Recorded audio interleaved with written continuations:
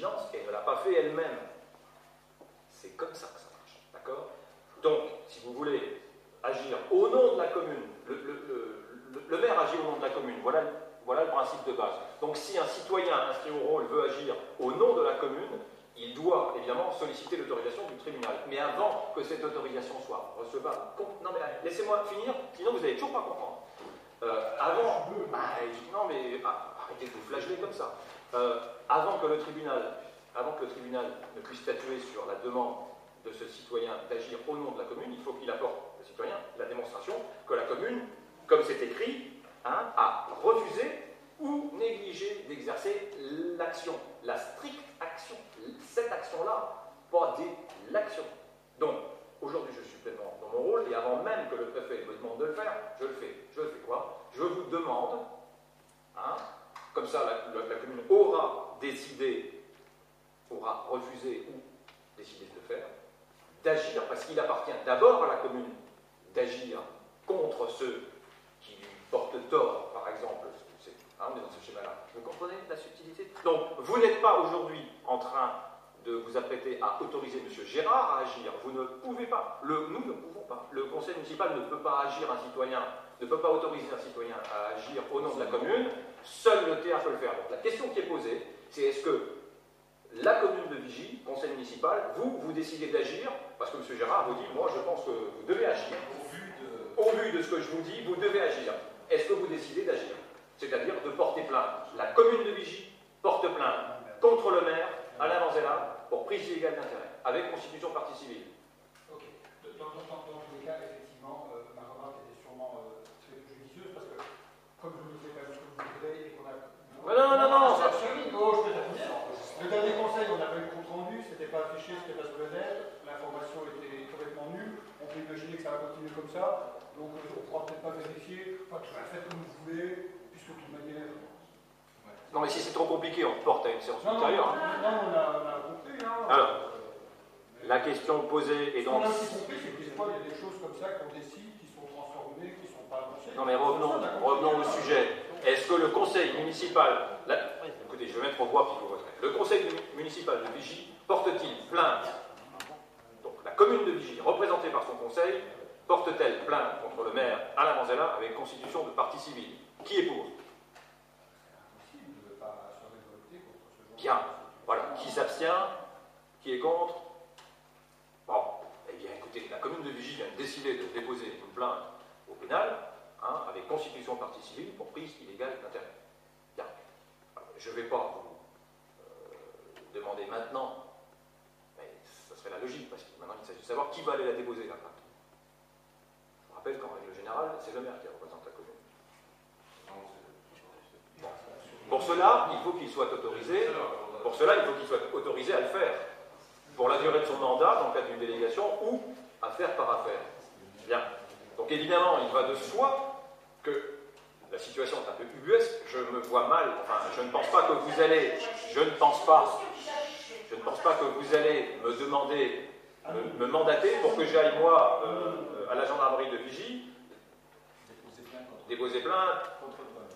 Donc. Non, je ne fais pas le fanfaron. Je vous explique qu'il va falloir que vous preniez. Allez-vous. Je vous demande. Arrêtez de faire les morales. Je vous dis simplement.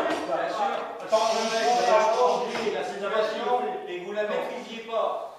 Alors, positionner avec le maire, vous expliquez, pourtant c'est écrit. Mais arrêtez, monsieur Planton, je ne fais pas la démocratie, c'est de vous connaissez toutes les lois.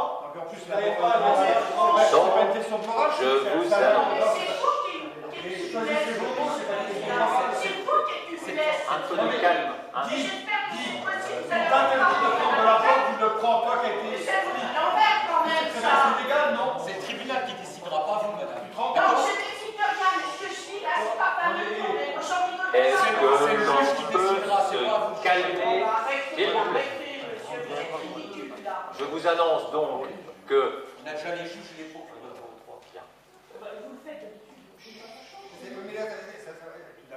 Je vous demande simplement de comprendre qu'il nous faudra prendre une décision supplémentaire, mais que nous ne pouvons pas la prendre ce soir. Je ne vous demanderai donc pas de m'autoriser à déposer cette plainte. Il ne me semble pas que je sois dans la position... Si, allez-y, vous avez provoqué cette Non, mais situation. quoi encore? Mais quoi encore? Donc, attendez voir. Non, mais on peut y aller. Donc, est-ce que vous souhaitez autoriser le maire à déposer cette plainte?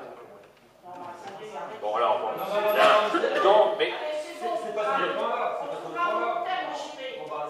Attendez. J'essaie simplement de vous donner les moyens de me taper dessus. Même ça, vous n'êtes pas prêt à l'entendre. Non, il est terminé. Attendez. C'est moi qui déciderai quand ça sera terminé et quand nous passerons au point suivant. Je vous dis simplement, Monsieur Huet. Nous, sur ce point-là, on a terminé. Eh bien, écoutez, vous pouvez aller faire pipi si vous voulez, mais moi, je vais quand même vous demander une chose, et je le demande en public. Si vous voulez, vous pouvez faire une pause. Je vous demanderai simplement de bien vouloir me communiquer rapidement pour que nous puissions l'évoquer au prochain conseil, parce qu'il va de soi qu'il faut quelqu'un pour aller déposer cette plainte. Donc, c'est une décision à intervenir au niveau de l'Assemblée. Donc, vous voudrez bien, s'il vous plaît, me faire connaître le nom de la personne dont je soumettrai l'identité au conseil et qui ira, elle, déposer cette plainte au nom de la commune. Vu que pour une fois, je ne pense pas que je sois en position moi-même d'aller déposer cette plainte. C'était tout. Donc on en parlera la prochaine fois. D'accord. Voilà. Bien. À présent, le point est terminé et nous sommes au point numéro 4. Bon, alors, j'ai pris, je sais que vous allez me critiquer, mais j'ai néanmoins pris le parti de réinscrire un certain nombre de points parce que la situation dans laquelle nous sommes est tout à fait instable. Le tribunal administratif de Strasbourg a annulé un certain nombre de délibérations du conseil municipal qui s'était tenu le 23 mars 2011 parce qu'il a jugé que le huis clos que vous aviez requis et que vous étiez en droit de demander, que j'étais en devoir de soumettre, n'était pas fondé et que donc il était abusif. Et je n'ai absolument pas demandé que les délibérations soient annulées, mais simplement c'est une conséquence mécanique dès lors qu'un conseil municipal siège à huis clos, dans un huis clos abusif, ou pour toute autre raison, la sanction est simple, les délibérations prises lors de ces conseils sont annulées. Et c'est tant mieux, ce qui prouve donc que le conseil municipal se doit de respecter des principes de base. Le principe de base qui est rappelé là, c'est que les séances sont publiques, que le conseil peut requérir le huis clos, mais qu'il doit toujours reposer sur un motif d'ordre public. En l'occurrence, il n'a pas été convaincu, et donc la conséquence, c'est qu'il a annulé les décisions. On a déjà eu le débat, s'il vous plaît, ne le reprenons pas. La conséquence est que ces délibérations ont été annulées, et que je vous ai proposé d'en reprendre certaines pour simplement reconstituer un socle juridique indispensable sur certains points. Le premier concerne 4 agents de la commune qui aujourd'hui, le poste n'existe plus. On paye des gens qui sont positionnés sur des postes dont la création a été remise en cause. Enfin, précisément pas 4, les 2 qui avaient été créés au mois de mars 2011. Donc, je vous avais proposé de reprendre cette délibération copier-coller à l'identique de celle du mois de mars, vous aviez refusé. J'ai envie de vous redemander de reconsidérer la situation. J'ai 2 agents aujourd'hui qui sont sur des postes qui ont disparu. Donc je vous demande simplement de bien vouloir reconsidérer la position et de reprendre cette délibération simplement pour remettre en place les choses qui ont été annulées. C'est le sens de cette sollicitation. Donc je n'oublie pas la délibération. Il s'agit de 2 postes d'adjoint technique de 2e classe pour des temps non complets, respectivement 20 et 23 heures par semaine. Réfléchissez bien, sinon on a un vrai souci. Moi j'ai des agents où je n'ai plus de base légale pour les payer. Non mais M. Rodet, comme vous l'avez dit, vous nous l'avez déjà soumis. Oui, mais je vous le ressoumets. Parce que vous devez entendre cette difficulté et vous devez bien entendu agir dans l'intérêt général et les agents doivent retrouver cette situation. Vous les auriez réfléchir avant de faire. Je croyais pas qu'on pourrait arriver à des... Si, avec les gens professionnels là, on arrive à ça. Ça fait 4 ans que ça cherche. Là maintenant, voilà. Écoutez, moi je pense que c'est important. Je pense que la reconstitution de ces postes est important pour que nous puissions valablement continuer à rétribuer des agents qui font un travail au quotidien. Il s'agit de reconstituer la base. Écoutez, on va pas polémiquer. On va passer. Vous avez embauché des gens, on a dit non, vous les payez. Vous trouvez toujours des solutions. Non, n'esquivez pas, restez concentrés sur le sujet. D'accord? La question est très précise. Bien. Vous n'allez quand même pas nous forcer là? Non, bien entendu. Comment pourrais-je? Vous êtes majoritaire. Alors, le Voilà. cas de ces deux agents, ce n'est pas des agents qui travaillent dans la commune depuis hier.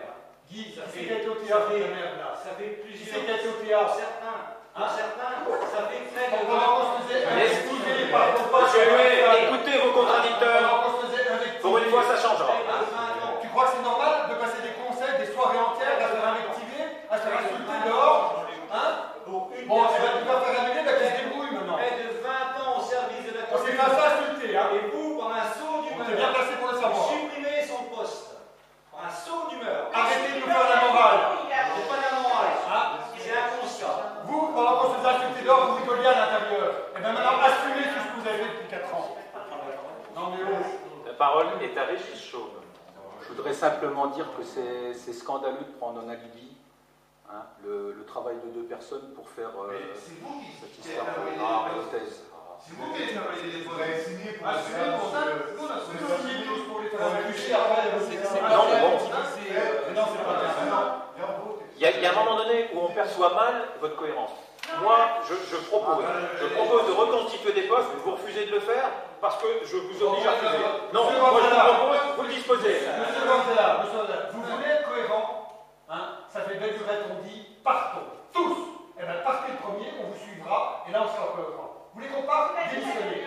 Et là, hein, on revote, et ça passera. Soyez cohérent, partez. Écoutez, On vous monsieur suit. Huet, Partez, monsieur Gonzala. il vous faut vous mettre une fois pour Partez. toutes Moi, contrairement à vous, entre les deux oreilles le fait que je n'ai pas l'intention de démissionner. Ce sont les citoyens qui jugeront en 2014, vu que la date semble Eh ben alors, on décide en donc 2014. arrêtez de nous bassiner avec cette affaire et en attendant, inscrivez-vous dans une action constructive au service de l'intérêt général de vos concitoyens, des tout-petits, des adultes et des anciens. Ça fait 2 ans. C'est une invitation. Vous moquez de nous, Mais vous êtes partons, sourds, on vote. obtus. Vous êtes dans une posture totalement obtus et vous êtes obnubilé. On est bœufs, on est Par- obtus, on est incompétents. Obnubilé. Bien. On ne peut pas s'entendre, vous êtes parfaits, nous on est des nuls. Non, moi je qualifie rien, je n'ai pas de qualificatif. Je vous dis que la situation de 2 agents est préoccupante dans la mesure où les postes Monsieur Gros, il y a la concurrence pour 2014. les postes doivent être recréés à l'identique de la décision que vous avez prise au mois de mars. Donc si vous n'aviez pas joué avec le feu en disant les citoyens dehors, ici c'est nous qui décidons, eh bien nous n'aurions pas fait ce recours. Et si nous n'avions pas eu raison, il ne me semble pas que le tribunal ait forcément statué dans le même sens. Bon, alors, basta. Je voulais quand même vous rappeler que sur ce point-là, vous avez fait la demande, vous avez fait la réponse, et que nous avons été informés que vous aviez saisi le théâtre par les Républicains lorrains. Donc je trouve ça quand même un peu fort de vin de café. Et vous êtes targué. Pendant 2 J'ai ans, vous gagné. avez alimenté ce qui se passait dans la salle, ce qui a provoqué le huis clos, vous avez contesté le huis clos, on est... Non, mais arrêtez. Mais de toute façon, vous êtes dans une forme une posture assez stupéfiante parce qu'à la fois, vous prétendez, vous voulez à la fois être juge, parti, vous refusez, non mais attendez, vous refusez que la commune soit représentée. Il y a quelque chose qui vous a échappé, c'est que dans le droit administratif comme ailleurs, je veux dire, il y a toujours 2 parties. Il y a toujours 2 parties. Et les droits de la défense, ce sont des droits fondamentaux. Pour vous, ça semble vous échapper, d'accord? Bon. Alors, sur ce point, c'est ma proposition. Nous verrons effectivement si elle recueille l'assentiment. Je vous rappelle que sur proposition du maire ou d'un tiers des conseillers, il peut être procédé à un scrutin secret. Et il me semble que sur ce point, eh bien, le scrutin secret s'impose, que chacun puisse donc réfléchir un moment et prendre une décision apaisée, non pas pour me porter préjudice à moi, si je ne suis pas en cause, mais simplement pour rétablir les postes sur lesquels les agents de la commune travaillent. Bien, donc, le scrutin secret s'impose dès lors que le tiers le souhaite, le tiers des membres présents. Donc, y a-t-il une objection à ce que l'on procède à scrutin secret? Bien, il n'y a pas d'objection, de toute façon, le tiers. D'accord. On peut voter, on n'est pas gêné, on peut voter à main levée. Non mais très bien, mais c'est juste au cas où. Au cas où. Moi, je suis pour le vote à bulletin secret. Ah, si monsieur Porto Qui est pour le scrutin secret? Comme monsieur Porto. Je suis volontaire. Bon, écoutez, nous allons donc procéder à scrutin secret pour que les choses soient claires, parce que scrutin secret, ça veut dire secret. Il y a une urne, il y a des bulletins. Bon, je vous prierai, chacun son tour. On va tout simplement faire le tour de la table. Vous vous levez, prenez un stylo. La proposition qui est faite est de modifier le tableau des emplois tel que détaillé.